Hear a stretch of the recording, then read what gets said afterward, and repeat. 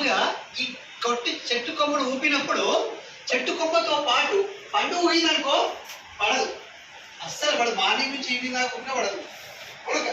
కానీ ఆ కాయ పండైందనుకో కొద్దిగా ఈ కాడ ఉంటుంది కదా, కొద్ది కాడ ఏమైతే వీక్ అయింది.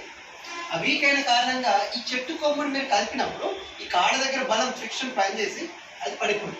ఒకవేళ కాయ ఉందనుకో గ్రీన్ కలర్ ఉంటుందమ్మా, అది కొమ్మతో పాటు కూతునే ఉంటుంది, అది పడదు. మనకు కొద్ది నాలెడ్జ్ ఉపయోగాలు, అది కాయ అది పడదు అందేయాలి.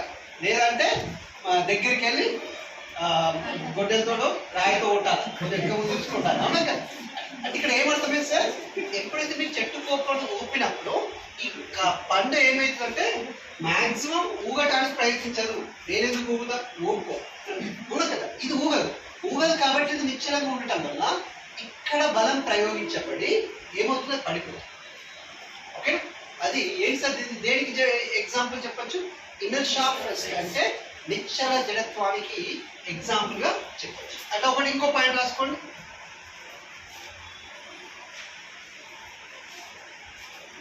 Fruits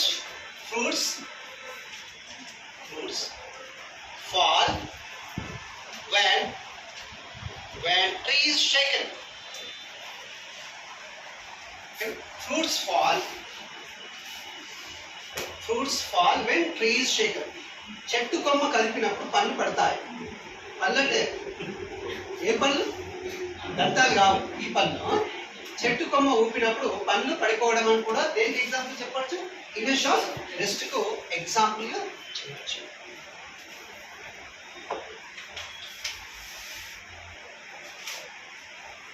ఇది సెకండ్ ఎగ్జాంపుల్, అది ఫస్ట్ ఎగ్జాంపుల్, ఇది సెకండ్ ఎగ్జాంపుల్.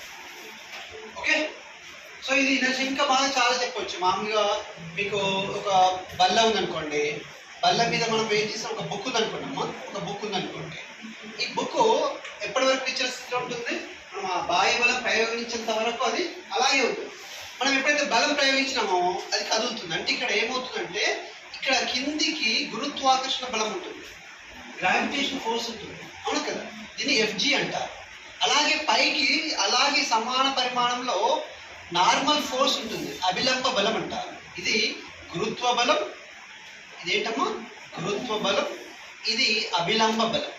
అభిలంబ బలం తెలుగులో ఇంగ్లీష్లో నార్మల్ ఫోర్స్ అంటారు, నార్మల్ ఫోర్స్ అని చెప్తారు. ఇది gravitational force, gravitational force, gravitational force ఉంటుంది. అవును కదా, ఇవి సమానంగా ఉంటుంది.